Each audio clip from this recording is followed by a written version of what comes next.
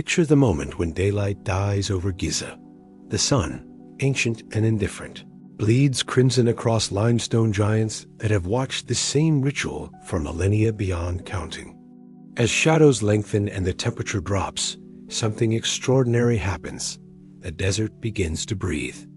The Great Pyramid exhales the day's heat in invisible currents that shimmer like spirits ascending. The Sphinx, weathered guardian of secrets, seems to settle deeper into its limestone cradle as twilight claims the plateau. Tourists depart with their cameras and theories, leaving behind only the whisper of wind through stone and the distant call of a desert fox. But beneath this tranquil surface, beneath the familiar narrative of pharaohs and dynasties, lies something far more profound. The bedrock itself remembers. Each grain of sand that shifts in the evening breeze carries stories that predate the first hieroglyph, the first pyramid stone, perhaps even the first human footprint on this sacred ground. Modern archaeology speaks of the fourth dynasty, of Khufu and his ambitious monument builders around 2580 BCE. Yet as darkness settles over the plateau like a shroud, one cannot shake the feeling that these dates are merely recent chapters in a story that began long before written history. The stones themselves seem to pulse with memories deeper than pharaonic glory memories of when this desert was not desert at all, when rivers ran where now only sand flows, when the air was thick with moisture rather than dust. Standing here in the growing darkness, watching the stars emerge one by one above the pyramids, a question forms in the silence. What if everything we think we know about this place is simply the final act of a drama that began in an age so remote it exists now only in stone and shadow? What if beneath Giza's familiar monuments lies evidence of a civilization so ancient that even the pharaohs knew it only as legend? The desert breathes, and in that breath carries whispers of a time before time, of builders before builders, of a city that may still slumber beneath the stones, waiting for someone brave enough to listen to what the darkness has to say. Meanwhile, far beneath the tourists' footsteps and archaeologists' careful brushes, the earth itself holds memories of a different world. To understand what might lie hidden beneath Giza, we must first journey backward through deep time, to an Egypt that existed before Egypt as we know it, an Egypt that would seem as alien to the pharaohs as their world does to us. 10,000 years ago, when the last ice age still gripped the northern latitudes, the Sahara Desert was not a desert at all. Satellite images reveal the ghostly outlines of ancient river systems, vast networks of waterways that once carved through what is now endless sand. The Nile, that lifeline of Egyptian civilization, was then a very different river, wider, more powerful, fed by monsoon rains that swept across a landscape green with vegetation. Picture this prehistoric Egypt: vast savannas where gazelles and elephants roamed, dense forests where rivers meandered through fertile valleys, and lakes so large they might have supported entire civilizations. The very bedrock beneath the Giza Plateau tells this story in its limestone layers, ancient coral reefs, and marine sediments that speak of seas and shallows, of a world drowned and reborn countless times across geological ages. During this African humid period, roughly 9,000 to 6,000 years ago, the region enjoyed rainfall 10 times greater than today. Archaeological evidence scattered across the Sahara reveals the remnants of this lost world. Prehistoric art depicting lush landscapes and abundant wildlife. Fishing tools found hundreds of miles from the nearest water, and stone circles that may have been the foundations of settlements along rivers that no longer exist. But climate is never constant. As the Earth's orbit shifted and atmospheric patterns changed, the rains gradually diminished. The great rivers shrank to seasonal streams, then to dry valleys, then to nothing but geological scars in the desert floor. The forests retreated, the lakes evaporated, and the animals migrated south, leaving behind only their bones and the mysterious monuments of their human contemporaries. This climatic transformation didn't happen overnight. It unfolded across centuries, giving any inhabitants time to adapt, to move, or perhaps to build something that might survive the coming desolation. As we stand on the Giza Plateau today, we're standing on ground that once knew the sound of rushing water, the call of exotic birds, the footsteps of peoples whose names have been erased by time itself. Could some memory of this greener Egypt have survived in the deepest layers of human consciousness, passed down through millennia as myth and legend until it reached the pharaohs themselves?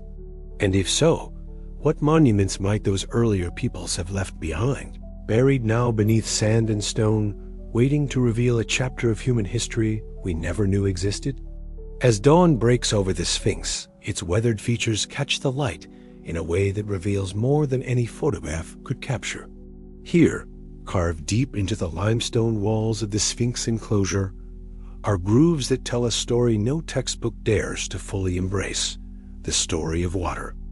These are not the gentle striations left by occasional sandstorms or the artificial marks of ancient quarrying. These deep, undulating channels, carved into the bedrock, speak of something far more dramatic. Water flowing in torrents, pooling in quantities that would transform this arid plateau into something resembling a natural amphitheater flooded by monsoon rains. Robert Schoch, a geologist from Boston University, first brought these erosion patterns to widespread attention in the 1990s. Standing in the Sphinx enclosure, with the eye of someone who reads stone the way historians read papyrus, Schoch saw something that challenged everything mainstream archaeology accepted about ancient Egypt.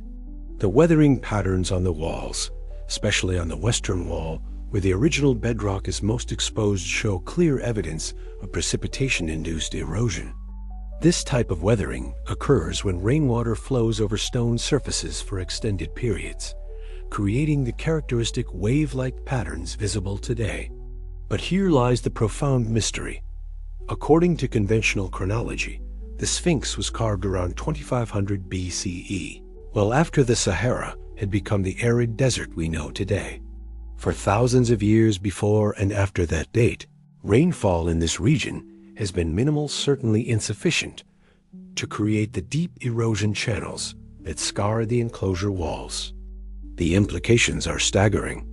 If Schoch's geological reading is correct, the Sphinx and its enclosure must have been carved during a period of substantial rainfall, which would place its origins not in the 4th dynasty of the Pharaohs, but thousands of years earlier, during the African humid period, when monsoons regularly drenched this landscape. Traditional Egyptologists point to other explanations: groundwater seepage, chemical weathering, or the effects of Nile flooding. Yet none of these alternatives fully account for the specific patterns carved into the stone. The weathering bears all the hallmarks of direct precipitation, rainwater cascading down the walls in sheets, pooling in the enclosure floor, transforming this sacred space into a temporary lake season after season for perhaps thousands of years. Standing within the Sphinx enclosure today, one can almost hear the echo of ancient storms. The limestone walls seem to whisper of a time when this monument sat not in splendid desert isolation, but amidst a landscape alive with the sound of falling rain and flowing water. Each groove in the stone is a sentence in an ancient language that speaks of monsoons and seasons, of years when the sky opened and the earth drank deeply. But if the Sphinx is indeed thousands of years older than traditionally believed, who carved it? What civilization possessed both the skill to shape such a monument and the vision to place it precisely where the desert and the fertile Nile Valley meet? The stone remembers the rain, but it keeps the builders' names locked in eternal silence. Yet as compelling as the geological evidence may be, it crashes against the immovable wall of orthodox archaeology like waves against a seawall. The debate that emerged from Schoch's weathering hypothesis has divided scholars into camps as distinct as the wet and dry epochs of Egypt's climate history. On one side stand the traditionalists, guardians of a chronology refined over more than a century of excavation and study. They point to the undeniable evidence of Pharaonic Egypt, the careful records of the Palermo stone, the architectural evolution clearly visible in pyramid construction, the stylistic consistency of 4th Dynasty monuments. To them, the Sphinx is unmistakably a product of Khafar's reign around 2500 BCE. Its weathering explicable through conventional processes that don't require rewriting history. Dr. Zahi Hawass, former Secretary General of Egypt's Supreme Council of Antiquities, has been perhaps the most vocal defender of conventional dating. He argues that the weathering patterns Shak identifies could result from a combination of factors: humidity from nearby cultivation, chemical weathering of the limestone, and localized flooding from the Nile during exceptional high water years. The monument's face, he points out, shows clear evidence of ancient repairs using blocks that match known pharaonic construction techniques. But the geological evidence refuses to be silenced so easily. Shak, joined by other researchers, including seismogeologist Thomas Dubetsky, has expanded his analysis to include subsurface studies using seismic surveys. These investigations reveal that the weathering extends deep into the bedrock, not just the visible surface. Effects one might expect from surface processes, but fundamental alteration of the limestone structure that speaks of long-term water saturation.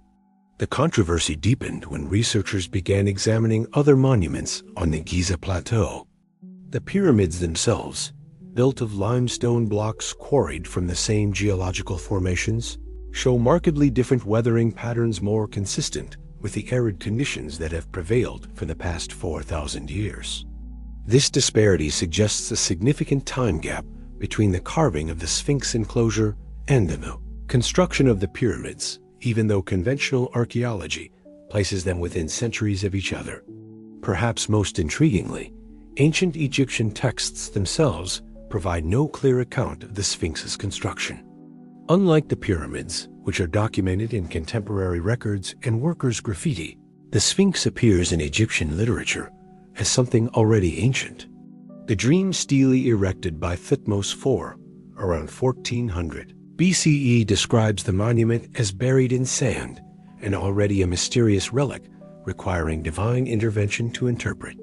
Even more mysterious are the references in Greco-Roman sources to the monument's extreme antiquity.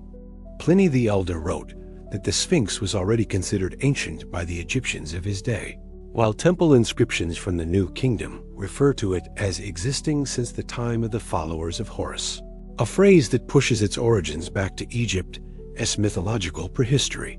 The stone remains stubbornly ambiguous, holding its secrets while scholars debate.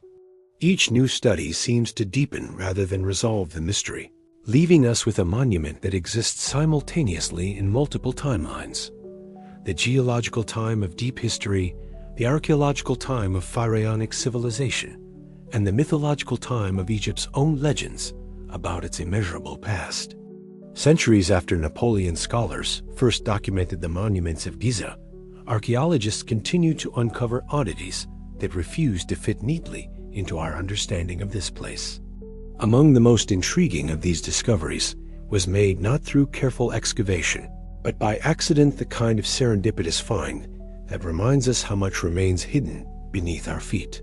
In the early 20th century, workers digging foundations near the Giza complex unearthed something extraordinary: the remains of a Roman ship, its wooden hull remarkably preserved by the dry sand lying dozens of feet beneath the surface where no ship should logically exist.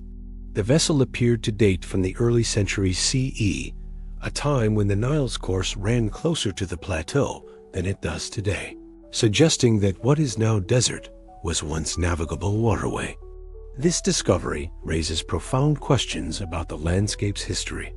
If a Roman ship could lie buried so deeply in what we consider stable desert, what else might rest in the hidden layers beneath Giza? The find suggests that the relationship between water and land in this region has been far more dynamic than conventional histories acknowledge. Ground-penetrating radar surveys conducted in recent decades have revealed tantalizing anomalies scattered throughout the plateau. Geometric patterns in the bedrock that might indicate buried structures, void spaces that could represent chambers or tunnels, and density variations that suggest the presence of worked stone where none should exist according to current archaeological maps. Each anomaly represents a question mark in the landscape, a suggestion that the visible monuments are merely the surface expression of something far more complex below. The Egyptian government has been notably cautious about authorizing extensive subsurface exploration, partly due to concerns about damaging known monuments, and partly because of the potential implications of what might be found. Unofficial accounts from various investigations describe sealed chambers, unexpected corridors, and structural elements that don't correspond to any known building projects from pharaonic times. Local folklore adds another layer to the mystery. Generations of Giza residents have passed down stories of underground spaces, hidden chambers, and tunnels that connect the various monuments. While such tales might be dismissed as imagination, they bear a striking resemblance to similar stories found in many ancient sites, worldwide, suggesting that oral tradition might preserve memories of features that official archaeology has yet to acknowledge. Perhaps most intriguingly, some of these subsurface anomalies appear to extend far beyond the recognized boundaries of the monument complex. If accurate, this would suggest that whatever lies buried beneath Giza is not simply a collection of tombs and temples, but something approaching the scale of an actual city, a vast underground complex that could dwarf the visible monuments above. The Romang ship serves as a potent reminder that our understanding of this landscape is incomplete. If a vessel from the classical period could vanish so completely beneath the sand that its existence was forgotten for nearly 2 millennia, what other traces of human activity might lie waiting in the deeper layers? What other ghosts might be sleeping beneath the plateau, holding memories of ages we have yet to imagine? The desert keeps its secrets well, but each accidental discovery suggests that those secrets are more extensive and more ancient than we have dared to suppose.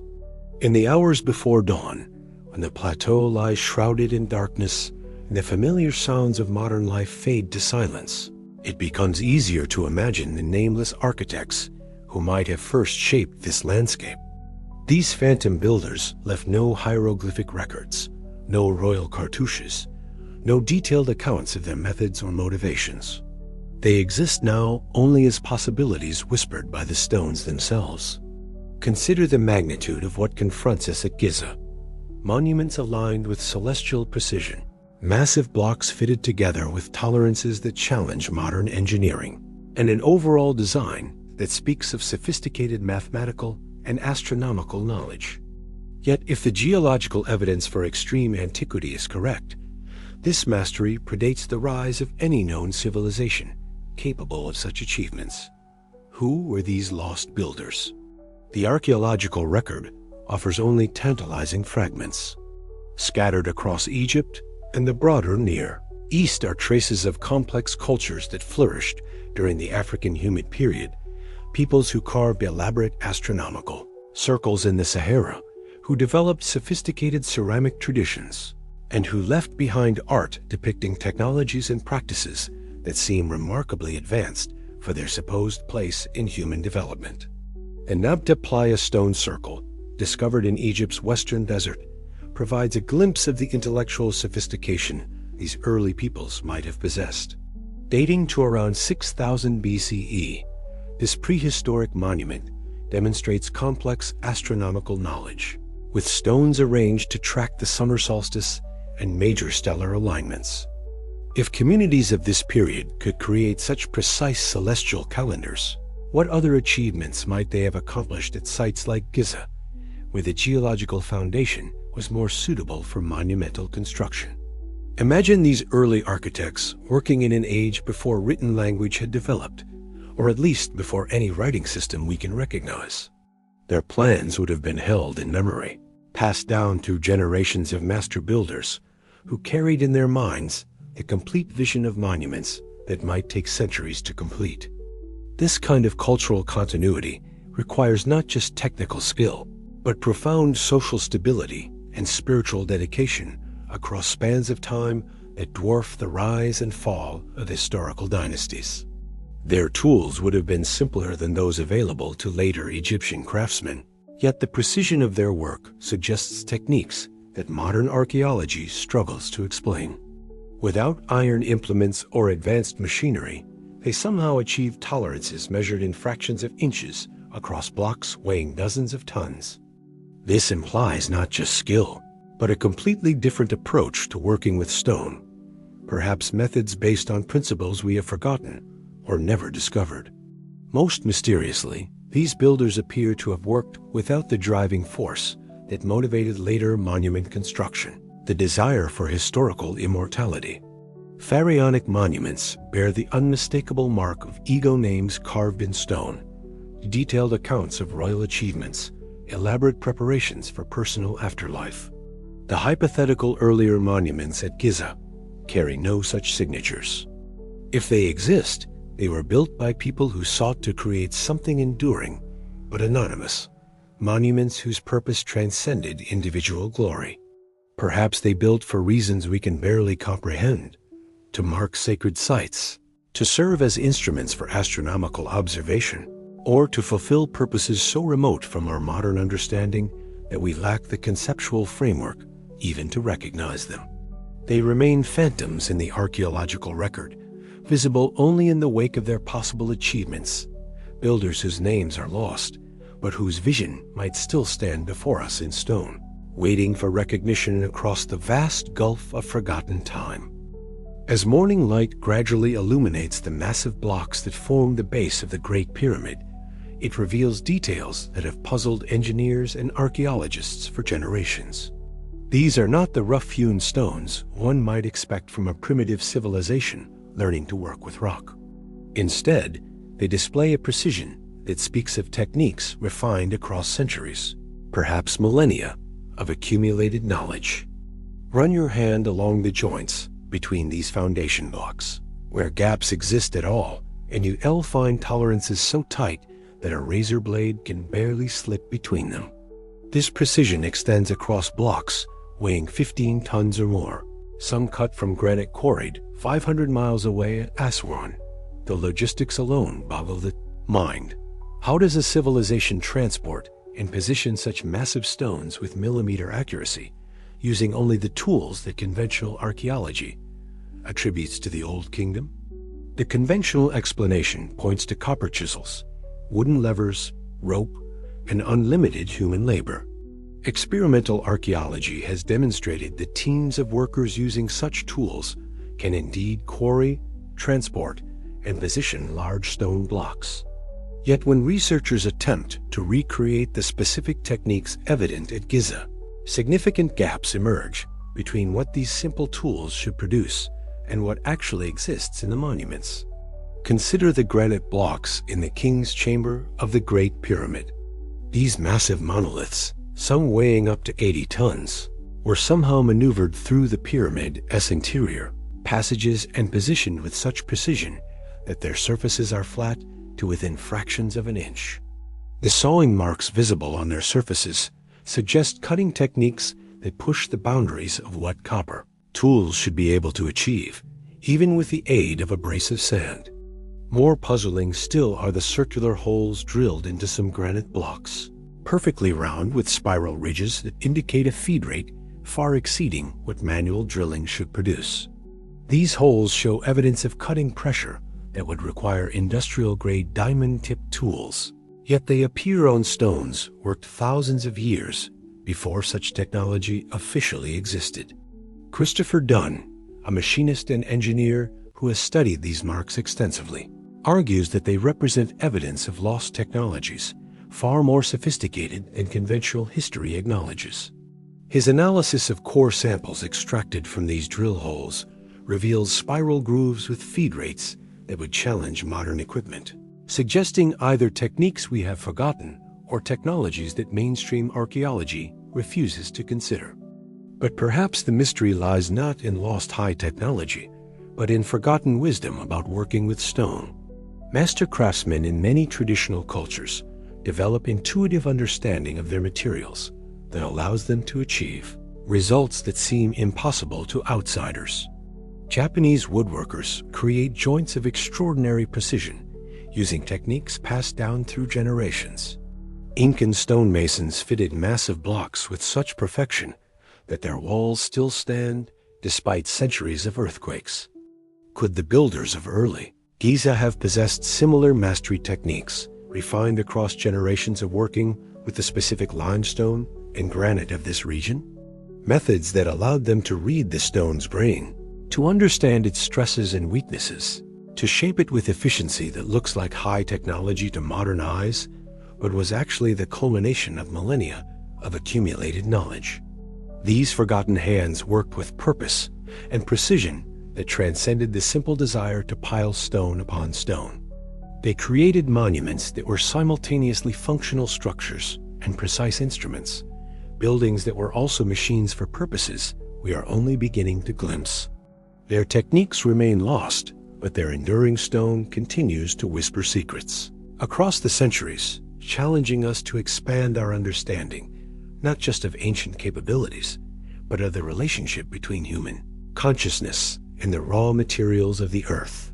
Among the countless details that make Giza's monuments extraordinary, none are more perplexing than the tool marks themselves, the subtle signatures left by whatever instruments shaped these massive stones. These marks tell stories that challenge our most basic assumptions about ancient technology and the progression of human capabilities across time. Scattered throughout the Giza complex are examples of precision that seem to transcend the supposed limitations of Bronze Age toolmaking.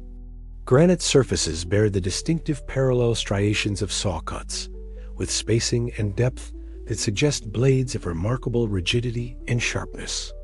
On some blocks, these saw marks extend through granite and basalt with the consistency of modern industrial cutting, maintaining parallel lines across surfaces several feet wide. Even more mysterious are the instances where these precision cuts appear to have been made through sections containing both granite and the much softer limestone, maintaining identical kerf widths and cutting angles despite the dramatic difference in material hardness. This would challenge even modern cutting equipment, which typically requires different settings and techniques for different stone types. In the underground chambers beneath the Serapeum and Saqqara, granite boxes display tool marks that push the boundaries of explanation even further. These massive sarcophagi, some weighing up to 100 tons, were carved from single blocks of granite with internal chambers that mirror their external dimensions. The precision is extraordinary. Walls of uniform thickness, corners that meet at perfect right angles, surfaces polished to mirror smoothness. The cutting process that created these boxes would have required removing granite from the interior while maintaining structural integrity, a task that would challenge modern stoneworking equipment. Yet the tool marks suggest this was accomplished with techniques that left no evidence of the massive machinery such work would seemingly require. Perhaps most puzzling are the circular core holes found throughout the site. These perfectly round holes, some several inches in diameter, penetrate deep into granite blocks with spiral grooves that indicate rapid cutting rates. The mathematical precision of these spirals suggests feed rates that exceed what manual drilling techniques should achieve, even with the assistance of abrasive materials. Some researchers have attempted to recreate these marks using reconstructed ancient tools, copper chisels, bow drills, and abrasive compounds. While these experiments can produce superficially similar results, they typically require vastly more time than practical construction schedules would allow and fail to match the precision and consistency visible in the original marks. Others propose that these marks represent evidence of techniques we have simply forgotten, methods of working stone that ancient craftsmen developed through generations of practice and refinement. Indigenous stoneworking traditions worldwide demonstrate capabilities that often surprise modern observers, suggesting that the gap between ancient and modern techniques might be smaller than we assume. Yet the marks at Giza seem to exist in their own category, displaying characteristics that don't quite match any known stoneworking tradition, ancient or modern. They suggest not just forgotten techniques, but perhaps fundamentally different approaches to shaping stone methods that achieved precision through principles we have yet to understand. These mysterious marks remain embedded in the stone like messages from the past, waiting for interpreters with sufficient knowledge to decode their meaning. They remind us that the boundaries between possible and impossible, between ancient limitation and ancient achievement, may be far more fluid than our textbooks suggest. Each precisely cut surface, each perfectly round hole, each impossibly straight saw mark represents a question carved in stone, a challenge to our understanding, not just of ancient capabilities, but of the very nature of technological development across human history. To truly understand what might lie hidden beneath Giza, we must venture even further back in time, to an epoch when the entire planet wore a different face. During the last glacial maximum, roughly 20,000 years ago, ice sheets thousands of feet thick covered much of North America and Europe, locking away so much water that global sea levels dropped by over 400 feet. But Egypt, positioned far from the great ice sheets, experienced not bitter cold, but a climatic regime unlike anything in recorded history. The displaced atmospheric patterns brought regular monsoon rains to regions that are now among the world's most arid deserts. The Sahara bloomed with vegetation. Vast lakes stretched across landscapes that are now nothing but sand, and rivers carried their wealth to the sea through channels that have since vanished beneath the dunes. In this Ice Age Egypt, the Giza Plateau would have presented a vastly different prospect to any human inhabitants. Instead of the stark desert promontory we know today, it might have resembled a strategic high point overlooking fertile river valleys and seasonal lakes. The limestone bedrock, periodically saturated by decades of heavy rainfall, would have been more workable, more responsive to the tools available to prehistoric craftsmen. Archaeological evidence from across North Africa reveals that this wetter epoch supported sophisticated human cultures. Rock art from the Central Sahara depicts not just the abundant wildlife of a greener world, but scenes of daily life that suggest complex societies, ceremonial gatherings, astronomical observations, and what appear to be architectural projects involving massive stones.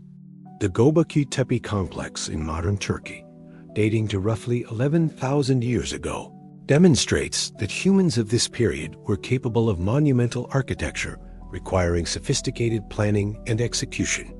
If such capabilities existed in Anatolia during the transition from Ice Age to modern climate, similar achievements might have emerged wherever geological and climatic conditions proved favorable. At Giza, these conditions would have been optimal. The plateau's limestone, softened by millennia of rainfall, would have been easier to quarry and shape. Seasonal flooding might have provided practical means for transporting massive blocks, while the gradually changing climate would have motivated long-term planning for structures designed to survive whatever environmental changes lay ahead. Consider the possibility that the earliest monuments at Giza were conceived not as eternal monuments to individual rulers, but as responses to a world in transition.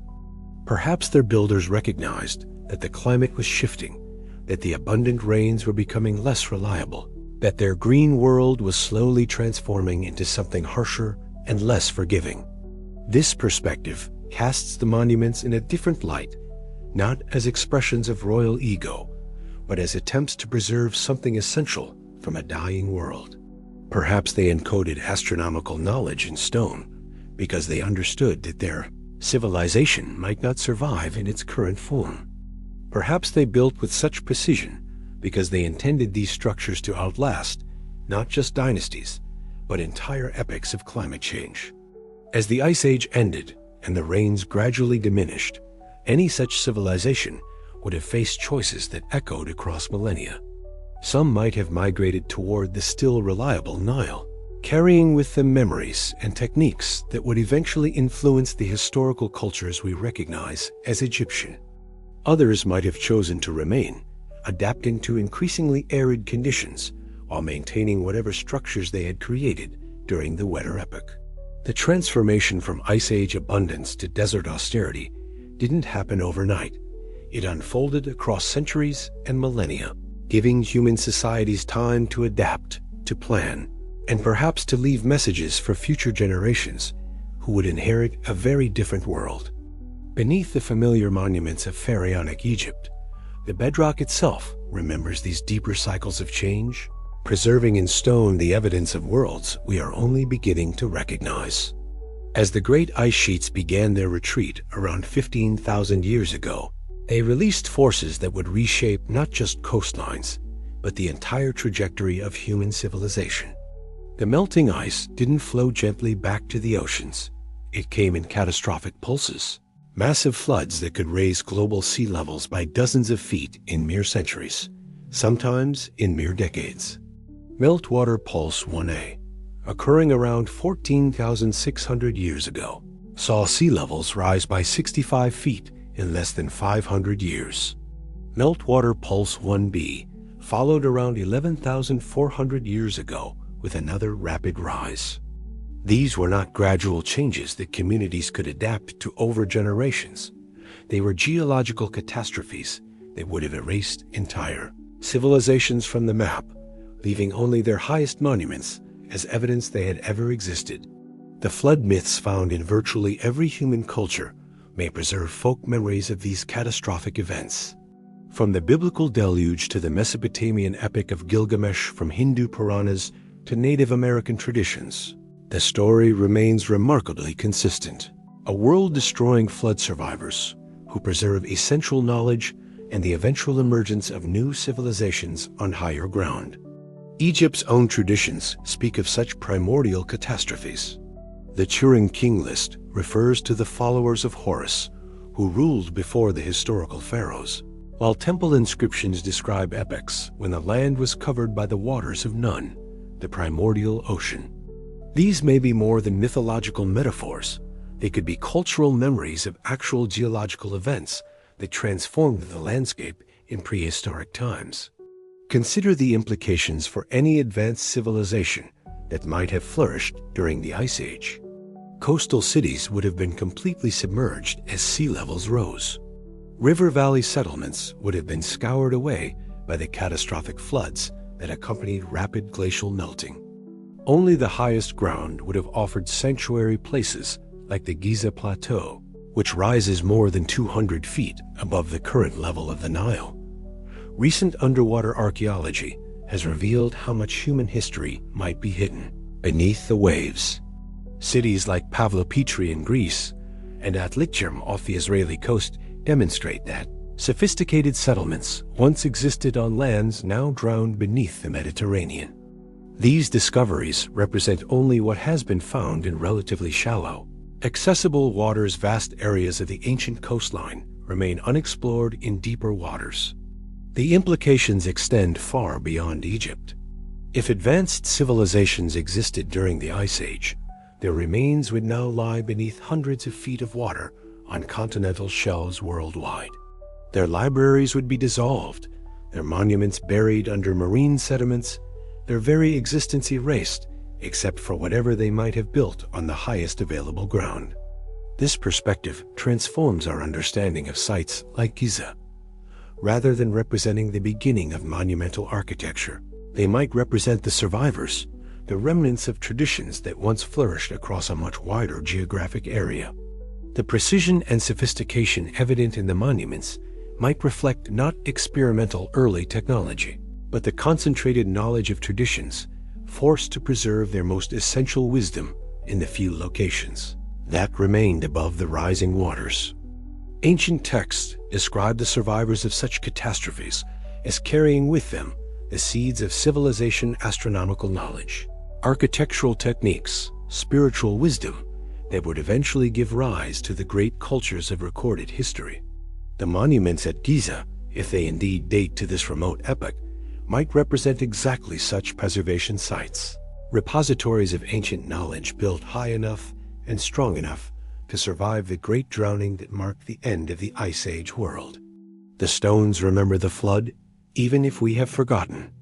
They stand as silent witnesses to catastrophes that reshaped not just the physical world, but the very course of human development, preserving, in their precise alignments and sophisticated construction, the last echoes of civilizations that vanished beneath the waves of a world transformed. 25,000 feet above the Sahara Desert. Satellite sensors peer through the sand with eyes that see beyond the visible spectrum. What they reveal contradicts everything our earthbound perspective suggests about this vast wasteland. Beneath the endless dunes lie the ghostly traces of an entirely different world, a network of rivers and lakes so extensive it rivals the waterways of modern tropical Africa. The African humid period reached its peak between 9,000 and 6,000 years ago, when orbital cycles brought monsoon rains to regions that had been dry for millennia. Archaeological evidence scattered across the Sahara tells the story of this transformation. Fishing tools found hundreds of miles from the nearest modern water source. Rock art depicting hippos and crocodiles, where now only sand vipers survive, and the foundations of settlements built along shorelines that no longer exist. This was not merely a slightly wetter version of today's Sahara. It was a fundamentally different ecosystem. Lake Chad, now a shrinking remnant in the desert's southern edge, once covered an area larger than the Caspian Sea. Rivers flowed north through the Tibesti Mountains, carrying sediment to deltas that stretched into what is now the heart of the desert. The White and Blue Niles merged with tributaries that have left no trace in modern geography, creating a river system of staggering size and complexity.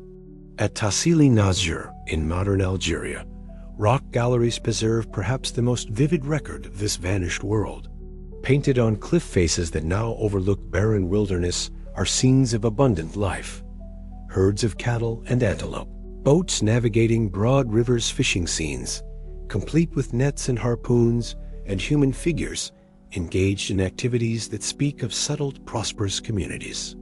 The artwork reveals something even more intriguing, evidence of cultural sophistication that challenges our assumptions about prehistoric African societies. Astronomical observations are recorded in stone. Complex geometric patterns suggest advanced mathematical understanding, and some paintings appear to depict architectural projects involving precisely placed megaliths. Perhaps most significantly, the art shows cultural continuity across vast distances and long periods of time. Similar artistic styles and symbolic systems appear from the Atlantic coast to the Nile Valley, suggesting networks of communication and exchange that connected communities across thousands of miles of what we now consider impassable desert. As climate patterns shifted and the rains gradually diminished, these river-based civilizations faced a crisis that unfolded across centuries. Some communities migrated toward the still reliable Nile, bringing with them traditions and knowledge developed during the humid period. Others retreated to scattered oases, maintaining reduced versions of their former cultures.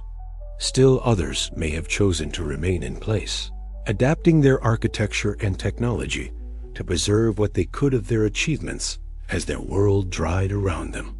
The timing of this climatic transition coincides remarkably with the emergence of complex societies in the Nile Valley. Egyptian traditions themselves speak of peoples who came from the west, from regions that are now desert, bringing with them advanced knowledge of astronomy, architecture, and sacred traditions. Could these be cultural memories of migrations forced by the desertification of the Sahara? Modern climate research suggests that this transformation was not gradual and steady, but marked by periods of rapid change punctuated by temporary reversals. Communities that had learned to thrive during the humid period would have experienced decades of abundance followed by sudden droughts, then perhaps brief returns to wetter conditions before the final transition to full desert conditions. Such climatic volatility would have favored cultures that could think in terms of cycles measured in centuries, that could build monuments designed to survive not just political upheavals, but fundamental environmental changes. The precision and durability evident at sites like Giza begin to make sense when viewed as products of societies that had learned to plan for environmental uncertainty on a geological scale. The Green Sahara lives on in satellite images and archaeological fragments in rock art and flood-carved channels, and perhaps most enduringly in whatever monuments its peoples managed to preserve on the highest ground available to them, monuments that might still stand today their origins obscured by millennia of shifting sand and forgotten time. Long before the invention of the telescope, before the development of mathematical notation, even before the creation of written language, human beings turned their faces to the night sky and found there a cosmic order that demanded preservation. The monuments of Giza, when viewed through the lens of astronomical alignment, reveal themselves to be more than tombs or temples. They are instruments of celestial observation built by peoples who understood the heavens with a precision that rivals modern astronomy. The Great Pyramid's alignment to true north is accurate to within 3/60th of a single degree, a mere precision that was not achieved by any other structure until modern times. This alignment required not just sophisticated measuring tools, but detailed knowledge of stellar motion and the ability to distinguish true north from magnetic north, which vary significantly depending on geographic location and historical epoch. To achieve such accuracy, the builders would have needed to observe the stars over extended periods, tracking their apparent motion across the sky, and identifying those celestial reference points that remain most stable relative to Earth's rotational axis. This suggests not just casual stargazing, but systematic astronomical observation conducted over decades or even centuries. But the precision goes far beyond simple compass alignment. The internal passages of the Great Pyramid appear to have been designed as sighting tubes for specific stellar observations. The so-called Queen's Chamber shaft points towards Sirius, while the King's Chamber shaft aligns with Orion's belt. Both alignments calculated not for the pyramid's conventional construction date around 2500 BCE, but for a much earlier epoch when precession would have placed these stars in different positions relative to the monument. The three pyramids of Giza, when viewed from above, mirror the pattern of the three stars in Orion's belt with remarkable accuracy. This correspondence was first noted by Robert Bauval in his controversial but compelling Orion correlation theory. According to Bauval's calculations, the pyramid arrangement matches the stellar pattern as it appeared around 10,500 BCE, when Orion reached its lowest point in its precessional cycle. Precession, the slow wobble of Earth's axis that causes the apparent position of stars to shift over thousands of years, was supposedly unknown to ancient peoples. Yet the Giza complex appears to have been laid out with explicit knowledge of this phenomenon, suggesting its builders possessed astronomical sophistication that mainstream archaeology attributes to much later civilizations. The Sphinx adds another layer to this astronomical puzzle. If oriented toward the constellation Leo, as some researchers suggest, it would have faced its celestial counterpart during the same epoch when the pyramids aligned with Orion around 10,500 BCE, at the end of the last ice age, when Egypt's climate was dramatically different from today. This convergence of astronomical alignments, pointing to the same remote epoch, cannot be mere coincidence. It suggests that the monuments of Giza were conceived as a unified celestial map, a representation in stone of the heavens as they appeared during a specific moment in deep time, a moment that coincides with the climatic transition from Ice Age to modern conditions. Such astronomical precision required not just advanced knowledge, but cultural continuity across vast spans of time. The movements tracked by these monuments unfold across millennia, suggesting that their builders thought in terms of cycles that transcended individual lifetimes, dynasties, or even entire civilizations. They were creating monuments for eternity, encoded with astronomical knowledge that would remain valid long after their culture had vanished. The night sky above Giza still turns according to the same celestial mechanics that guided these ancient astronomers. The stars that once served as their reference points continue their eternal dance, carrying in their movements the same information that was somehow captured in precise angles and alignments of the monuments below.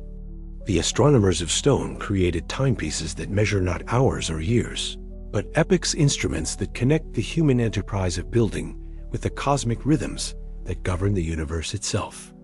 In the constellation of Orion, The ancient Egyptians saw Osiris, the god of death and resurrection, the divine king who ruled the afterlife from his throne among the stars. This identification runs so deep through Egyptian religious texts that it seems fundamental to their understanding of both earthly kingship and cosmic order. Yet when Robert Bauval first proposed that the pyramids of Giza might represent a terrestrial map of Orion's belt, he unknowingly opened a door to mysteries that extend far beyond conventional Egyptology. The correlation is striking. 3 pyramids arranged in the same pattern as the 3 stars of Orion's belt, with the smaller pyramid of Menkaure offset to the southwest, just as the dimmer star Mintaka appears offset from perfect alignment with Al-Nilam and Al-Natak. The Nile River, flowing north beside the monuments, mirrors the position of the Milky Way as it appears in relation to Orion in the night sky. But Bauval's most controversial insight emerged when he calculated backward through the precessional cycle to determine when this correlation would have been most precise. Due to Earth's axial wobble, the stars appear to shift position gradually over thousands of years, completing a full cycle roughly every 26,000 years. Using computer programs that model stellar positions across deep time, Bauval found that the pyramids match Orion's belt, most exactly not during the 4th dynasty when they were supposedly built, but around 10,500 BCE. At that remote date, Orion's belt would have appeared at its lowest point in the sky during the precessional cycle, positioned precisely as the pyramids are arranged on the ground. The correlation extends beyond simple pattern matching. The relative brightness of the stars corresponds to the relative sizes of the pyramids, and even the slight angular deviation of the pyramids from perfect north-south alignment matches the stellar pattern as it appeared in that ancient epoch. Traditional Egyptologists have raised numerous objections to this correlation. They point out that the pyramids were clearly built during the Old Kingdom, based on numerous lines of evidence from architectural evolution to radiocarbon dating of organic materials found within the structures. The sophisticated mathematical knowledge required to calculate precessional positions seems anachronistic for any civilization dating to 10,500 BCE. Yet the astronomical correlations refuse to disappear under skeptical scrutiny. Graham Hancock and other researchers have noted that the Orion correlation extends beyond Giza to other monuments in Egypt and around the world. Angkor Wat in Cambodia, with its arrangement of towers mirroring the constellation Draco, appears to encode the same astronomical epoch. Göbekli Tepe in Turkey, the world's oldest known monumental architecture, contains star maps that also point to the period around 10,500 BCE. This convergence of evidence from widely separated sites suggests something more significant than coincidence. Perhaps 10,500 BCE marked a moment of particular importance to ancient peoples, possibly the end of the Ice Age, when catastrophic climate change forced human societies to preserve their most essential knowledge in the most permanent form available to them. Massive stone monuments precisely aligned with celestial markers. The Orion correlation might represent more than artistic expression or religious symbolism. It could be a deliberately encoded date stamp, a message left by ancient astronomers who understood that future civilizations would eventually develop the mathematical tools needed to read stellar positions backward through time. By building monuments that correlate with specific stellar configurations, they created a form of time capsule that could communicate across vast spans of history. From this perspective, the pyramids become not just tombs or temples, but repositories of temporal information messages from a civilization that knew it was living through epochal change and wanted to mark that moment for posterity. The precision of the correlation suggests intentionality, while its focus on 10,500 BCE suggests that date held significance for the monument builders that we are only beginning to understand. The stars of Orion continue their ancient dance across the night sky, carrying in their movements the same message they bore when the first stones were laid at Giza. Whether that message represents the end of one world or the beginning of another, whether it commemorates catastrophe or celebrates. Survival remains encoded in the precise mathematics of stone and star, waiting for interpreters wise enough to read its meaning. The concept of precession, the slow wobble of Earth's axis that causes the apparent position of stars to shift gradually over thousands of years, represents one of the most sophisticated discoveries in ancient astronomy. Modern textbooks typically credit this discovery to the Greek astronomer Hipparchus around 150 BCE. Yet evidence embedded in monuments worldwide suggests that ancient peoples understood and tracked precessional motion thousands of years before Greek civilization emerged. Precession causes the night sky to change almost imperceptibly from generation to generation. The North Star changes over cycles of thousands of years. Zodiacal constellations shift their positions relative to the equinoxes, and stellar configurations that seem fixed and eternal to human observation actually dance through slow, predictable cycles that complete their full rotation roughly every 26,000 years. To recognize precessional motion requires not just careful observation, but the maintenance of astronomical records across many generations. A single human lifetime provides insufficient data to detect such gradual change. Only cultures with strong traditions of knowledge preservation and the mathematical sophistication to model complex celestial mechanics could hope to track and predict precessional effects. Yet the evidence at Giza suggests exactly such sophisticated understanding. The Orion correlation identified by Boval works backward through precessional calculations to identify 10,500 BCE as the epoch when stellar and terrestrial patterns achieved optimal alignment. This implies that the monument builders not only understood precession, but could calculate its effects across vast spans of time. The Sphinx adds another layer to this astronomical puzzle. Some researchers argue that the monument originally gazed directly east toward the constellation Leo during the astronomical age of Leo, a period that, according to precessional calculations, reached its peak around 10,500 BCE. This timing matches precisely with the Orion correlation, suggesting a unified astronomical program underlying all the major monuments at Giza. Ancient Egyptian texts themselves provide hints that their civilization inherited rather than originated this astronomical knowledge. The Edfu building texts, carved on temple walls during the Ptolemaic period, describe the construction of the first temples by sages who came from an island that was destroyed in a great flood. These texts speak of preserving the knowledge of the first time, a primordial epoch when gods walked the earth and established the foundations of Egyptian civilization. The precision required for such astronomical calculations suggests not just observational skill, but sophisticated mathematical systems capable of modeling celestial mechanics across deep time. This level of mathematical sophistication supposedly didn't develop until the classical period. Yet the monuments at Giza appear to embody calculations that wouldn't be matched by mainstream astronomy until the modern era. Consider the intellectual framework necessary to conceive monuments that would remain astronomically meaningful across thousands of years. The builders would have needed to understand not just current stellar positions, but how those positions would appear to future observers living in different epochs. They were creating time capsules that could communicate astronomical information to civilizations that might not emerge for millennia. This suggests a profound philosophical perspective, one that viewed human knowledge as part of vast cycles of time that transcended individual cultures or historical periods. The monuments become not just records of astronomical observation, but attempts to preserve essential knowledge through whatever catastrophes or dark ages might lie ahead. The mathematical principles underlying precession are universal and eternal.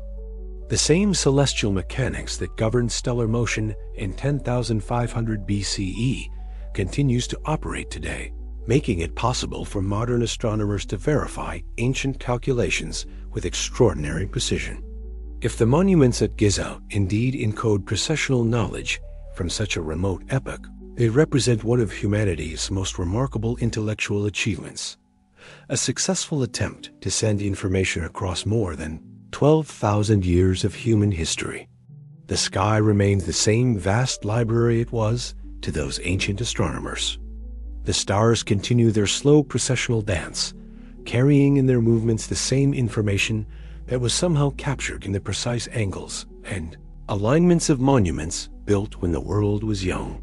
Time itself is written in the sky, and the monuments of Giza may represent humanity as first successful attempt to read that celestial script and preserve its message in stone. Beneath the grandeur and mystery of Giza's monuments lies a story even more ancient than any human construction, the geological biography of the bedrock itself. The limestone from which the pyramids were quarried carries within its crystalline structure the compressed memory of an entirely different world, a world that existed long before the first human footprint marked the Earth's surface. Walk through the interior passages of the Great Pyramid and examine the walls closely. Embedded in the limestone blocks are the fossilized remains of marine creatures, tiny shells of Nummulites, coral fragments, and the calcified skeletons of organisms that lived and died in warm, shallow seas that once covered what is now the Egyptian desert. These fossils tell the story of the Eocene epoch, roughly 50 million years ago, when global temperatures were significantly warmer and sea levels much higher than today. The limestone itself represents countless millennia of marine deposition, the gradual accumulation of calcium carbonate from the shells and skeletons of sea creatures, compressed over geological time into the solid rock that ancient quarrymen would eventually carve into blocks for their monuments. In very real sense, the pyramids are constructed from the bones of vanished oceans, from the compressed remains of life forms that flourished when the continents themselves wore different shapes. This geological perspective adds profound resonance to the monument's purpose and meaning. The builders were creating their eternal structures from materials that already embodied eternity stones that had witnessed the rise and fall of entire ecosystems, that carried within their matrix the fossil evidence of worlds that had existed and vanished long before human consciousness emerged. The quarrying process itself reveals the intimate relationship between the monuments and their geological foundation. The blocks for the pyramids were extracted directly from the Giza Plateau, creating the horseshoe-shaped quarries that still scar the landscape around the monuments. In effect, the pyramids rise from cavities of their own making. They are the landscape turned inside out, the bedrock elevated, and arranged according to human vision, but still fundamentally connected to the geological processes that created the plateau itself. Different layers of limestone within the quarries reveal the ancient environmental conditions that prevailed during their formation. Some layers contain abundant marine fossils, indicating periods when the area lay beneath warm, life-rich seas. Other layers show evidence of more marginal marine conditions, suggesting times when sea levels dropped and the region became shallower, more suitable for coral reef development. The precision with which ancient quarrymen selected specific layers for different purposes suggests sophisticated understanding of the stone's properties. The finest limestone, from layers with fewer fossil inclusions, was reserved for the outer casing stones that once gave the pyramids their smooth, geometric perfection. Coarser limestone, with more abundant fossils, served for the internal structure where precision mattered less than volume. This selective quarrying reveals that the monument builders understood their materials at a molecular level. They could read the geological history embedded in the stone and choose accordingly. They were working not just as architects and engineers, but as interpreters of deep time, selecting from the Earth's archive of ancient environments the materials most suitable for their eternal constructions. The fossil content of the limestone also provides insights into the environmental conditions that prevailed during the stone's formation. The abundance of nummulite fossils, the preserved shells of single-celled organisms that thrived in warm, shallow seas indicates that the limestone formed in tropical marine conditions similar to those found today in places like the Bahamas or the Red Sea.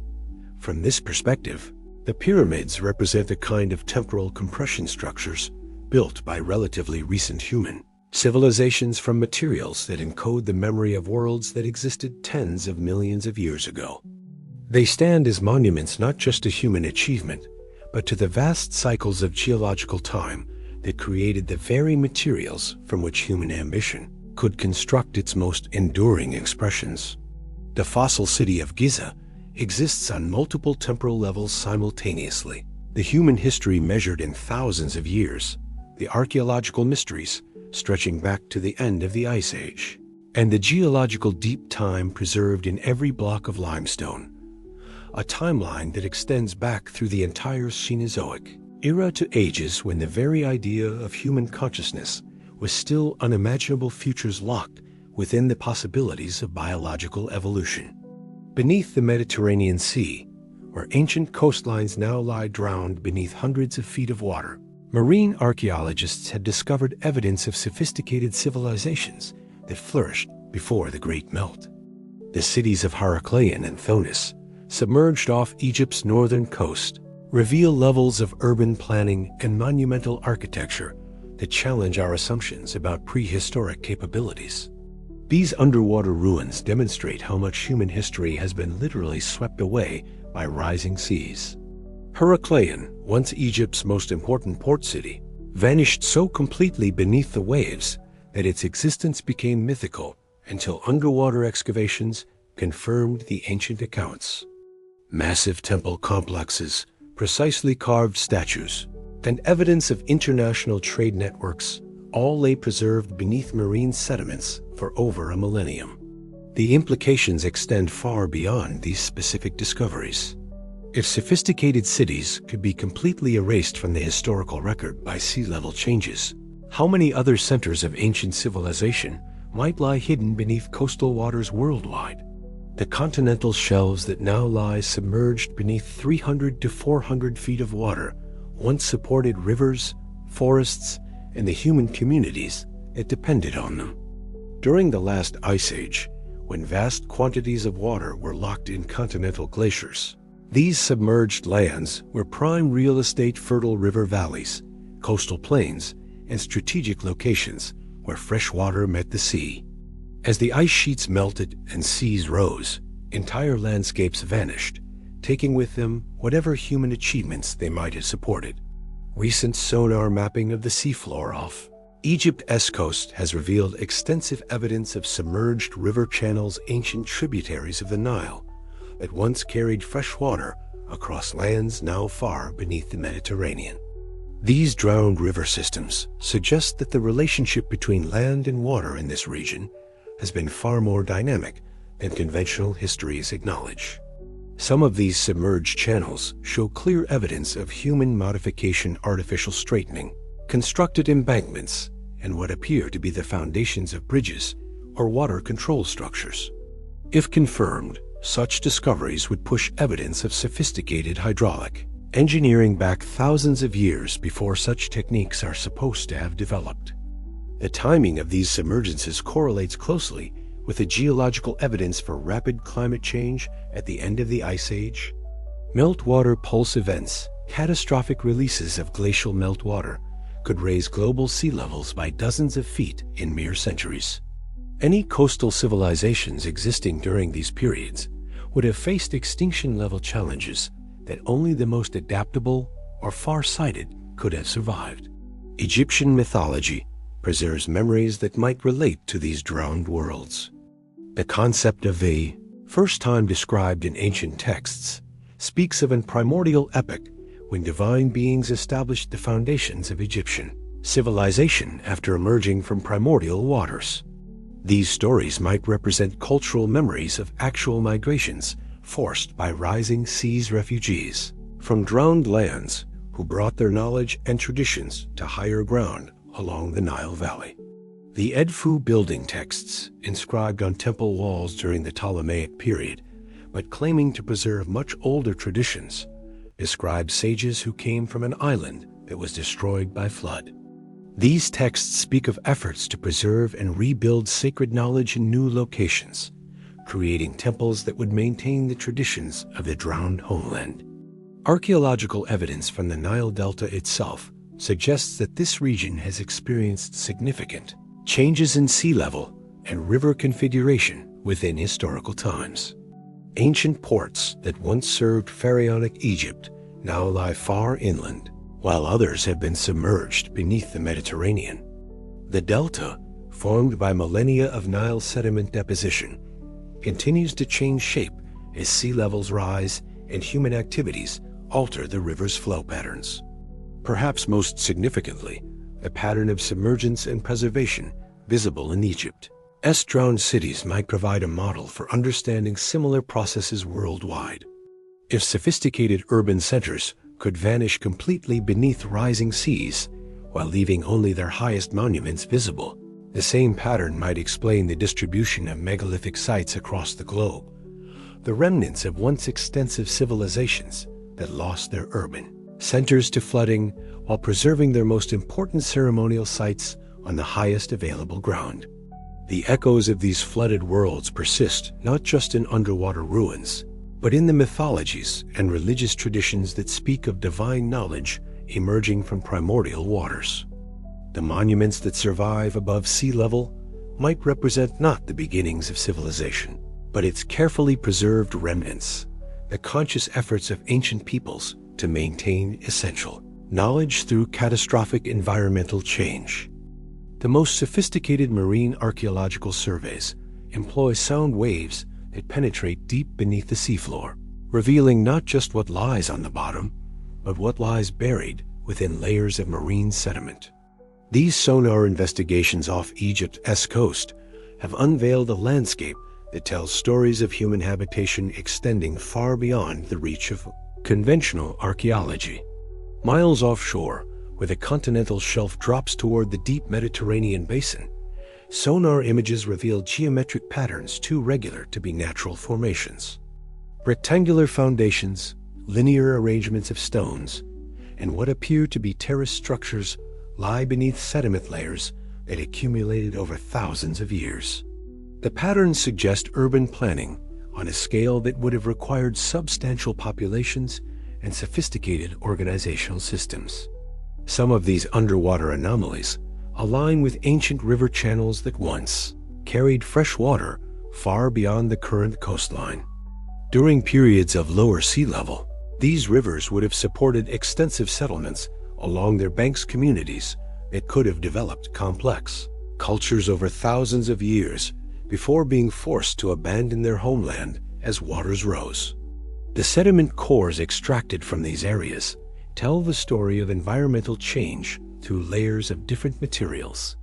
Marine clays indicating deep water conditions alternate with river silts, suggesting freshwater environments, revealing a history of fluctuating water levels far more complex than simple ice age cycles would predict. Some layers contain pottery fragments, worked stone, and organic materials that suggest human presence during periods when the area was above sea level. Perhaps most intriguingly, some cores show evidence of deliberate burial layers of sand and rubble that appear to have been placed, rather than deposited by natural processes. This suggests that some of these underwater sites might have been intentionally sealed, possibly by communities that recognized the rising waters as permanent and chose to preserve their most important structures beneath protective layers. The technology for exploring these submerged sites continues to evolve rapidly. Advanced sonar systems can now create three-dimensional maps of underwater structures, with resolution approaching that of surface archaeology. Robotic submersibles equipped with precision cameras can examine details that would have been impossible to document just decades ago.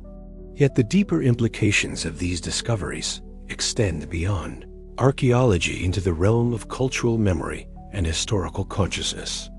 If sophisticated civilizations existed along these now drowned coastlines, their influence might have extended far inland, reaching communities that survived the flooding and preserved elements of the submerged culture's knowledge and traditions.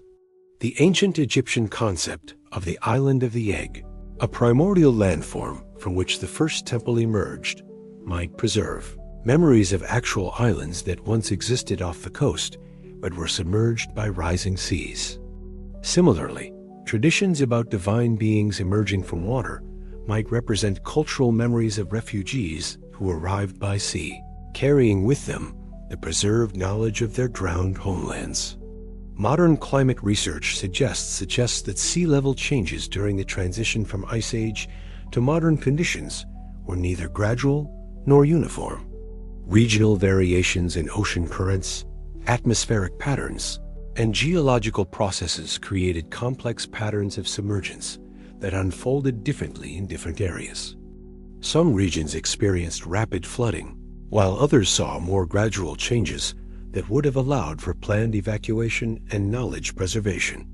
The distribution of megalithic sites around the Mediterranean and Atlantic coasts begins to make sense when viewed as possible survivors of more extensive cultural complexes that once included substantial portions of the now submerged continental shelf. The monuments that remain visible above sea level might represent the highest points of much larger sacred landscapes that extended across areas now lost beneath the waves. These hidden memories preserved in underwater landscapes suggest that our understanding of ancient Mediterranean civilizations is necessarily incomplete. We see only what survived above the rising waters, the mountaintops and high plateaus where the most important ceremonial sites were located. The urban centers, the ports, the agricultural settlements, and the industrial areas that would have supported these ritual complexes have been erased from the accessible record, leaving only tantalizing sonar images and sediment cores to hint at their former existence. The vanished shores hold secrets that may never be fully recovered, but their hidden memories continue to influence our understanding of human development during the critical transition from Ice Age to modern climate. They remind us that the landscape of human achievement has been far more extensive than the archaeological record can reveal, and that the monuments we can still visit represent not humanity's first monumental achievements, but perhaps its most successful efforts to preserve essential knowledge through environmental catastrophe. Before the invention of writing, before papyrus and clay tablets preserved human knowledge in symbols, there existed another form of record-keeping, one written in the language of stone itself. The monuments of Giza may represent humanity's first library, a repository of essential information encoded not in letters or pictures, but in proportions, alignments, and mathematical relationships that speak across the vast silence of prehistoric time. Consider the mathematical constants embedded within the Great Pyramid's dimensions. The ratio of its height to its base perimeter approximates pi to several decimal places, a correspondence that requires either remarkable coincidence or intentional design. Similarly, the monument's internal geometry incorporates the golden ratio, the mathematical principle that governs proportions found throughout nature, from the spiral of seashells to the distribution of seeds in sunflowers. These mathematical relationships suggest that the pyramid's builders understood advanced principles of geometry and proportion that were informally codified until classical Greek mathematics. Yet, unlike written mathematical treatises, which can be lost or destroyed, these principles are literally built into the monument's structure, preserved in stone for as long as the pyramid itself endures. The astronomical alignments present another layer of encoded information. The precision of the monument's orientation to true north, the specific angles of its internal passages, and its relationship to other structures on the plateau all preserve observational data about celestial mechanics. This information remains accessible to any civilization sophisticated enough to measure angles and track stellar motion, regardless of what languages they speak or what writing systems they use. But the library extends beyond individual monuments to encompass the entire Giza complex. The relationships between pyramids, their positioning relative to the Nile, their alignment with various stellar formations, all of these spatial relationships encode information about astronomy, geography, and perhaps principles of harmonics and proportion that the builders considered essential knowledge.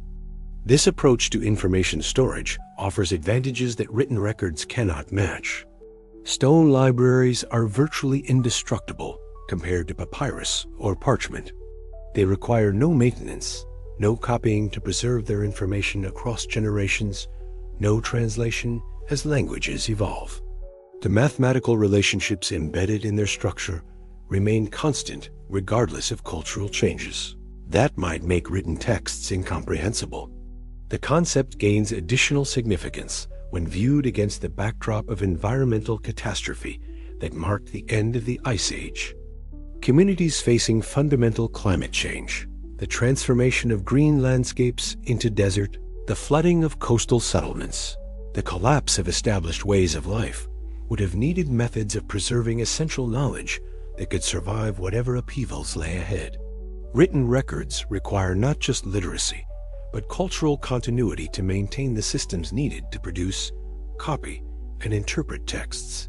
Mathematical relationships encoded in stone architecture require only the ability to measure and calculate skills that any technical civilization would necessarily develop. In this sense, stone libraries are more robust than written ones, more likely to remain accessible across cultural disruptions. The builders of Giza appear to have created a form of knowledge storage that transcends specific cultures while remaining meaningful to any civilization capable of sophisticated measurement and calculation.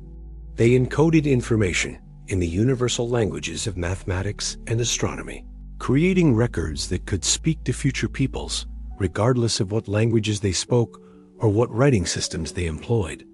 From this perspective, the monuments become not just architectural achievements, but intellectual solutions to the fundamental problem of preserving essential knowledge across vast spans of time and potential cultural discontinuity. They represent perhaps humanity's first successful attempt to create truly eternal records, information storage systems designed to outlast not just individual civilizations, but entire epochs of human development. The silent library of stone continues to yield its secrets to researchers equipped with increasingly sophisticated measuring techniques. Each new survey reveals additional layers of mathematical relationship and astronomical alignment, suggesting that the full content of this ancient archive remains to be discovered. What other information might be encoded in proportions too subtle for earlier analysis to detect? What messages might await future civilizations with measurement capabilities beyond our current technology? The stones speak, but only to those with sufficient knowledge to understand their language. The library remains open, its shelves carved in limestone and granite, its catalog written in the eternal mathematics that govern both earthly construction and celestial motion. In an age before written language, human memory itself became the primary technology for preserving and transmitting knowledge. But individual memory, no matter how refined through training and practice, cannot preserve complex information across the vast spans of time that separate prehistoric civilizations from the historical cultures we recognize. The monuments of Giza may represent humanity's first successful attempt to create artificial memory external storage systems that could preserve essential knowledge beyond the limits of human lifespan and cultural continuity. Archaeological evidence from prehistoric cultures worldwide reveals sophisticated systems for encoding information in non-written forms. Australian Aboriginal songlines preserve geographical and cultural knowledge in oral traditions that archaeologists now recognize as containing accurate information about events and landscapes dating back over 40,000 years. Polynesian navigators encoded complex oceanographic and astronomical knowledge in chants and ritual practices that enabled trans-Pacific voyages using only traditional sailing techniques. These oral traditions demonstrate that prehistoric peoples possessed intellectual frameworks capable of preserving detailed technical knowledge across hundreds of generations. But oral tradition requires unbroken cultural continuity, the physical presence of teachers to instruct students, communities stable enough to maintain educational practices, and social systems that prioritize knowledge preservation above other concerns. The environmental catastrophes that marked the end of the Ice Age would have posed existential threats to such knowledge preservation systems. Communities facing drastic climate change, forced migration, or social collapse would have struggled to maintain the complex educational traditions necessary for oral knowledge transmission. Under such circumstances, the creation of external memory systems becomes not just advantageous, but essential for cultural survival. The monuments at Giza represent perhaps the most sophisticated prehistoric attempt to solve this problem. By encoding essential knowledge in stone architecture, their builders created information storage systems that could survive the collapse of the cultures that created them. The mathematical relationships embedded in the pyramid's proportions, the astronomical alignments encoded in their orientations, the engineering principles demonstrated in their construction. All of this information remains accessible regardless of whether the specific cultural context that created it survives. This approach to knowledge preservation requires a profound philosophical shift from immediate practical concerns to long-term cultural continuity. The resources invested in monument construction could have been used for immediate needs: better housing, improved agriculture, military defense. The choice to channel enormous human effort into creating permanent knowledge repositories suggests communities that thought in terms of cultural survival across geological timescales. The precision and complexity of the encoded information also suggests educational systems far more sophisticated than conventional archaeology attributes to prehistoric cultures. To embed advanced mathematical constants and astronomical observations in monumental architecture requires not just technical knowledge, but systematic methods for teaching and verifying that knowledge across the generations needed to complete such massive construction projects. Perhaps most remarkably, these ancient memory systems appear to have succeeded in their primary purpose. The mathematical and astronomical information preserved in the monuments remains accessible to modern analysis, demonstrating that knowledge encoded over 4,000 years ago, possibly much longer, can still be retrieved and understood by civilizations separated from the builders by vast cultural and temporal distances. The invention of artificial memory at Giza may have established precedents that influenced the development of information storage throughout human history. The concept of preserving knowledge in permanent external forms, whether stone monuments, written texts, or digital system, represents a fundamental breakthrough in human cultural evolution, enabling the accumulation of knowledge across timescales that transcend individual or even generational limitations. From this perspective, the pyramids represent not just architectural achievements, but cognitive solutions to fundamental problems of information theory and cultural transmission that remain relevant to contemporary civilization.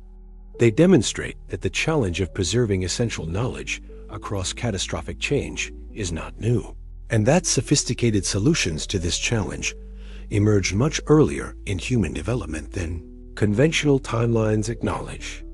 The stones of Giza remain active participants in this ancient memory system, continuing to provide access to information encoded by their builders across vast spans of time.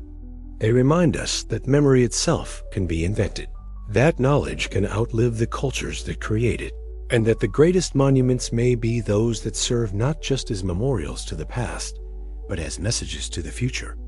When the pharaohs of Egypt's fourth dynasty carved their names into the monuments of Giza, they may have been claiming ownership of achievements that were already ancient beyond their understanding. The transformation of prehistoric monuments into royal tombs represents one of history's most successful acts of cultural appropriation, so successful that the original builders vanished completely from conventional historical memory. The evidence for this appropriation appears in subtle details that mainstream archaeology rarely emphasizes. Many of the cartouches and inscriptions identifying specific pharaohs as the monuments. Builders were carved using techniques and tools that differ markedly from the original construction. The hieroglyphic inscriptions often appear as additions to structures whose architectural style and precision suggest much earlier origins. Consider the famous quarry marks discovered inside the Great Pyramid's chambers crude hieroglyphic inscriptions that supposedly identify Khufu as the monument's builder.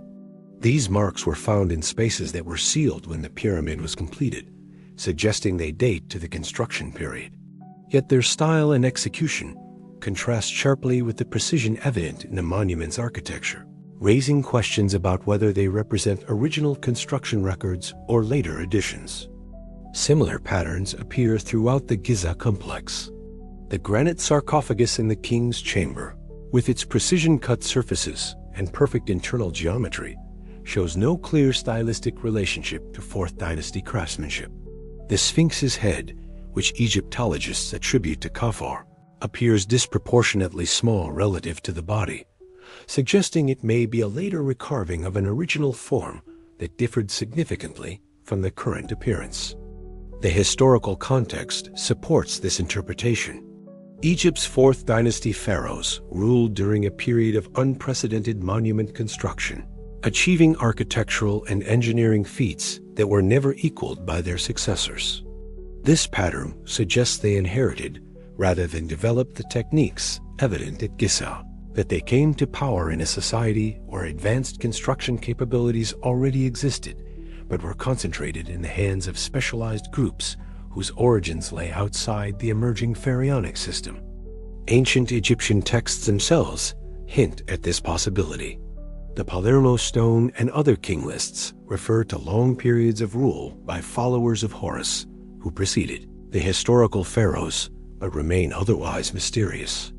Temple inscriptions describe the restoration and rebuilding of monuments that were already ancient, suggesting that pharaonic construction projects often involved renovating or completing structures whose origins were lost in prehistory. The religious significance of this appropriation extends beyond simple political opportunism. By claiming the monuments as their own, the pharaohs established divine legitimacy that connected their rule to achievements of almost supernatural sophistication. The monuments became proof of the pharaohs, divine nature evidence that they possessed capabilities that transcended ordinary human limitations. This pattern of royal appropriation appears throughout Egyptian history. New kingdom pharaohs regularly carved their names over the achievements of their predecessors. Middle Kingdom rulers claimed monuments that clearly predated their dynasties, and even Roman emperors added their inscriptions to structures that were ancient when Egypt itself was young. But the appropriation of Giza represents something more systematic than typical royal vandalism. The integration of the monuments into pharaonic religious and political systems appears carefully planned and executed, suggesting organized efforts to incorporate prehistoric achievements into new cultural frameworks. The pyramids became royal tombs, the Sphinx became a royal portrait, and the entire complex became a testament to pharaonic divine authority. Yet traces of the original builder's intentions remain visible to careful analysis. The astronomical alignments that point to epochs thousands of years before the 4th Dynasty, the mathematical constants that suggest knowledge systems different from pharaonic mathematics, and the engineering techniques that exceed anything demonstrated in later Egyptian construction, all of these elements preserve evidence of the monument's true origins beneath the layers of royal appropriation. The pharaohs claimed the monuments, but they could not claim the knowledge that created them.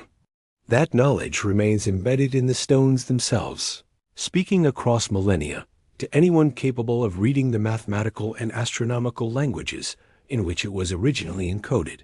The royal cartouches fade and weather with time, but the geometric relationships and stellar alignments endure, carrying forward the intellectual achievements of the nameless builders who created humanity's first stone library. When Napoleon's scholars arrived in Egypt in 1798 as part of his campaign to establish French dominance in the eastern Mediterranean, they brought with them not just military ambitions, but genuine intellectual curiosity about the monuments they encountered. Among their most intriguing discoveries were local traditions that had survived outside the official channels of academic Egyptology folk, memories that spoke of the pyramid's origins in terms that differed dramatically from classical accounts. The description de l'Egypte, a massive scholarly work that emerged from Napoleon's expedition, records conversations with local guides and residents who claimed the pyramids predated not just the pharaohs, but the Great Flood itself. These traditions preserved in oral form among communities that had lived in the shadow of the monuments for countless generations spoke of the structures as survivors from an antediluvian world, remnants of a civilization that existed before the waters covered the earth. Such accounts were easily dismissed by 19th century scholars as ignorant folklore, corruptions of biblical narratives mixed with local superstition. Yet the consistency of these traditions across widely separated communities suggests they might preserve authentic memories rather than mere fantasy. Similar stories appear in the accounts of Arab historians like al-Masudi and Ibn Battuta, who recorded local claims that the pyramids were built as refuges against a prophesied flood. The tradition becomes more intriguing when considered alongside geological evidence for catastrophic flooding in the ancient Near East. Black Sea deluge hypothesis, supported by marine archaeologists Robert Ballard and others, suggests that rapid sea level rise around 7,600 years ago created a catastrophic flood that submerged vast inhabited areas around the Mediterranean and Black Sea regions. Such events could have provided the historical foundation for widespread flood mythologies. Local traditions also preserved specific technical details about the monuments that wouldn't be confirmed by formal archaeology until much later. Descriptions of internal chambers, underground passages, and structural features that were unknown to academic Egyptology when Napoleon's scholars encountered them, but which subsequent exploration has validated. This suggests that local knowledge traditions maintained more accurate information about the monuments than did the scholarly literature of the time. Perhaps most significantly, these folk traditions consistently described the monuments as serving functions very different from royal tombs. They spoke of the pyramids as repositories of ancient wisdom, as astronomical instruments, and as structures designed to preserve essential knowledge through catastrophic changes. These descriptions align remarkably well with modern interpretations of the monument's mathematical and astronomical properties. The social context of these traditions also deserves consideration. The communities that preserved them lived and worked around the monuments continuously, generation after generation, maintaining practical knowledge about their construction and properties that academic visitors could only glimpse during brief expeditions. Their ancestors had quarried stone from the plateau, guided tourists and scholars through the passages, and observed the monument's behavior during seasonal changes and occasional earthquakes. Some traditions describe specific rituals and ceremonies that had once been performed at the monuments, practices that connected the structures to astronomical observations and seasonal cycles. While these practices might have evolved considerably over millennia, they could preserve elements of the original purposes for which the monuments were designed, functions that had nothing to do with pharaonic burial customs. The precision of some locally preserved measurements and alignments also suggests authentic knowledge transmission. Descriptions of sightlines, architectural proportions, and structural relationships that wouldn't be formally documented until modern surveying techniques became available, yet which proved remarkably accurate when finally tested.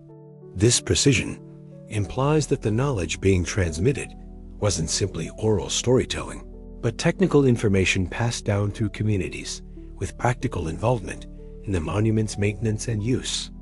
Modern archaeology has vindicated many folk traditions that were once dismissed as folklore. Native American oral histories have led to the discovery of archaeological sites. Aboriginal songlines have been confirmed to contain accurate geographical and historical information, and local knowledge has repeatedly proven more reliable than academic theories about ancient sites worldwide. The traditions recorded by Napoleon's scholars might represent the last echoes of knowledge, systems that once connected the monuments to their original builders and purposes. These folk memories, preserved beneath layers of historical appropriation and religious reinterpretation, could contain authentic information about Giza's true origins that formal archaeology has yet to recognize. Beneath the hieroglyphs and royal cartouches, beneath the centuries of academic interpretation and tourist mythology, these persistent local traditions whisper of monuments that were already ancient when the pharaohs claimed them. Structures built not for royal ego, but for purposes so fundamental that their memory survived through millennia of cultural change, preserved in the collective consciousness of communities that never stopped living in their shadow. As the shadows lengthen across the Giza Plateau and evening approaches, the monuments seem to settle deeper into their foundations, as if the weight of all they have witnessed, all they have silently endured, grows heavier with each passing day. Here, in the growing darkness, one can sense the accumulated pressure of forgotten worlds, each leaving its trace in stone before vanishing into the vast anonymity of deep time. The progression from prehistoric hunter-gatherers to the sophisticated monument builders of Giza represents one of the most dramatic transformations in human history, leap that conventional archaeology explains through gradual development over millennia, but which the monuments themselves suggest might have occurred much more rapidly and dramatically than mainstream theories acknowledge. Consider the scale of this transformation. From small nomadic bands struggling to survive in a hostile environment to organized societies capable of planning and executing construction projects that required thousands of workers' sophisticated mathematical knowledge and logistical coordination across decades or centuries. The conventional timeline allows several thousand years for this development, but even that extended period seems inadequate when measured against the precision and sophistication evident in the final results. Perhaps the answer lies not in gradual development, but in cycles recurring patterns of rise and decline that characterize human civilizations across deep time. From this perspective, the monuments at Giza might represent not humanity's first achievement of monumental architecture, but rather the latest in a series of such achievements, each built upon the remnants of previous attempts that were lost to climate change, geological catastrophe, or social collapse. The geological evidence supports this cyclical interpretation. The Earth's climate has undergone numerous dramatic shifts throughout human history, creating periods of abundance that could support complex civilizations alternating with harsh conditions that forced cultural regression or migration. The African humid period that made the Sahara habitable, the rapid climate changes that ended the Ice Age, the subsequent periods of drought and flooding. All of these environmental cycles would have created opportunities for cultural development, followed by challenges that tested civilization as survival capabilities. Archaeological sites worldwide preserve evidence of sophisticated cultures that flourished briefly before disappearing almost without trace. Göbekli Tepe in Turkey, Cataluyuk in Anatolia, the Indus Valley Civilization, the megalithic cultures of Atlantic Europe all represent high levels of achievement that emerged, flourished, and vanished within relatively short periods, leaving behind only their most durable monuments as evidence of their existence. The pattern suggests that human societies possess capabilities for rapid cultural development that can be triggered by favorable environmental conditions, but which remain fragile in the face of environmental stress. Complex knowledge systems can emerge within centuries under optimal conditions, but can also disappear within generations when those conditions change. From this perspective, the monuments at Giza represent not just architectural achievements, but strategic responses to environmental uncertainty.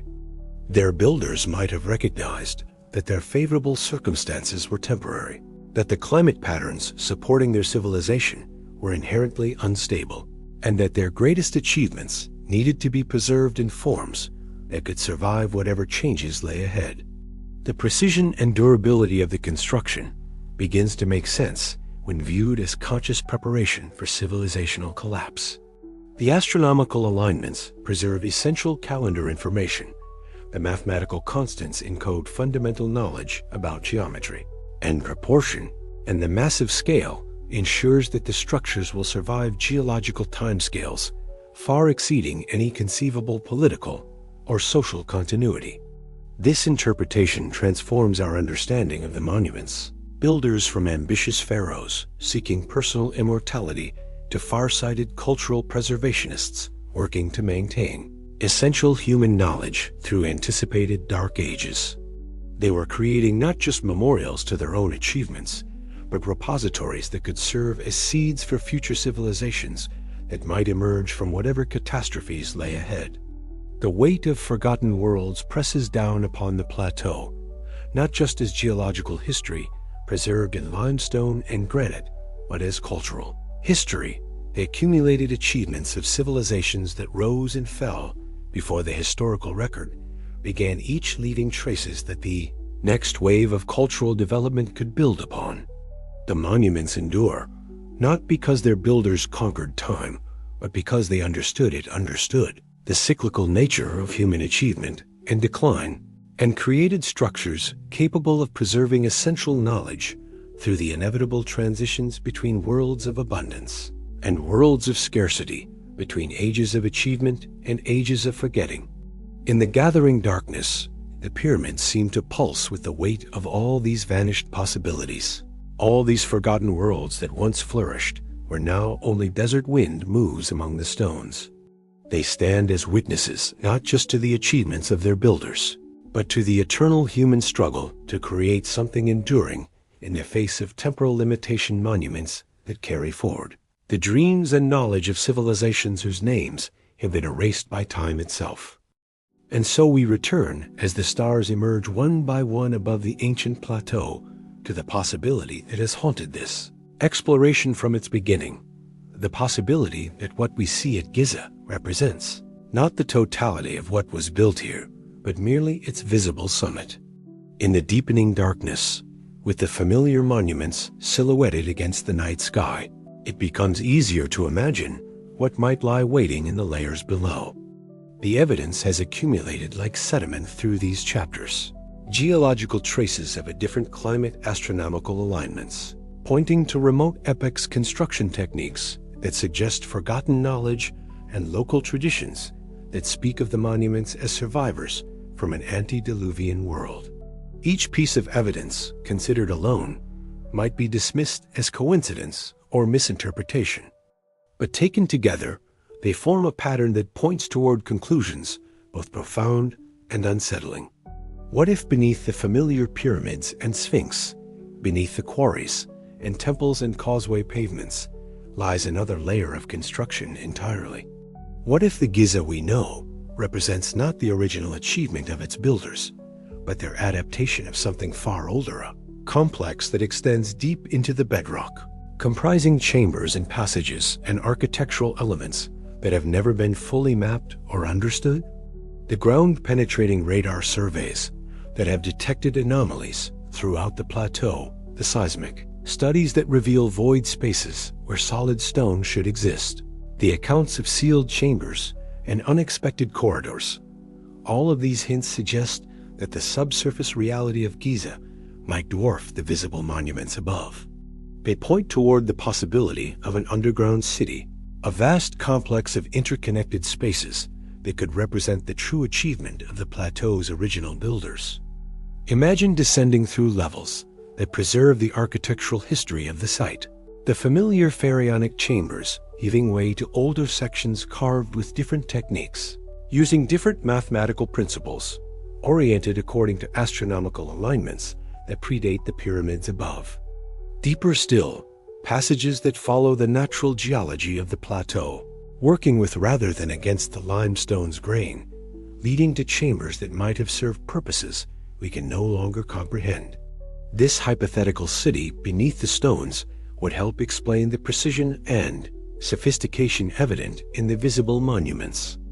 If the pyramids and Sphinx represent only the final phase of construction at Giza, their builders would have inherited not just favorable geological conditions, but existing infrastructure, underground workshop storage, chambers, perhaps even quarters for the specialized craftsmen whose techniques remain mysterious to modern analysis. The astronomical alignments that seem to point to epochs far earlier than pharaonic Egypt would make sense as elements of a comprehensive plan that unfolded across millennia, with each generation adding new elements while maintaining the mathematical and celestial relationships established by their predecessors.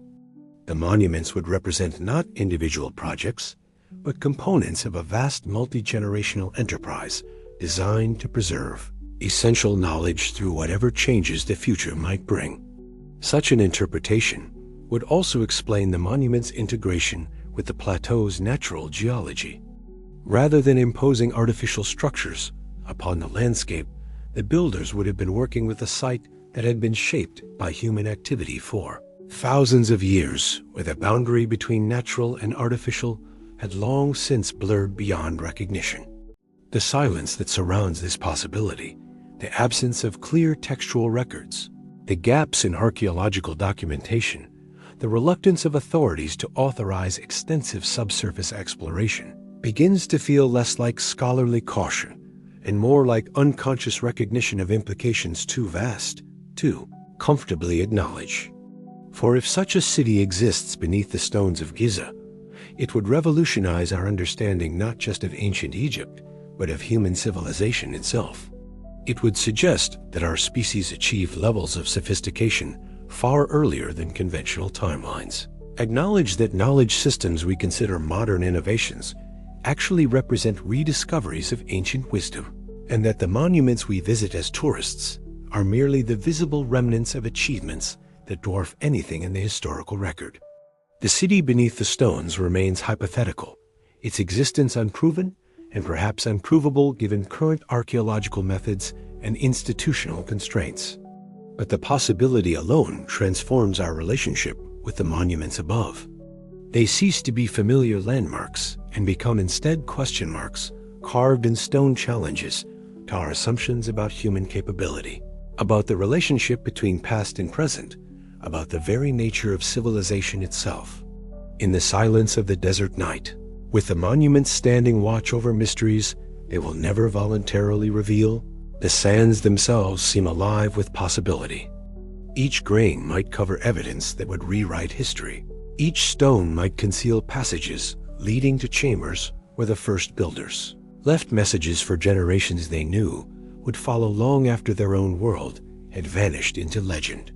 The city beneath the stones may sleep forever, its secrets safe in the darkness below, but its possibility haunts the visible monuments above, transforming them from archaeological artifacts into portals, doorways that lead not just into the past, but into alternative understandings of what human consciousness might achieve when freed from the limitations we have imposed upon our species' history. And if you have found yourself drawn into this mystery, if these questions have awakened in you the same sense of wonder that has driven explorers and researchers to Giza for centuries, then perhaps you understand why the desert continues to call to us across the millennia. The stones remember, even when we forget. The monuments endure, even when the civilizations that built them vanish into myth. And somewhere in the darkness beneath it, all the possibility of revelation waits with the patience of geological time, ready to transform our understanding of who we are and where we came from, if we ever find the courage to look.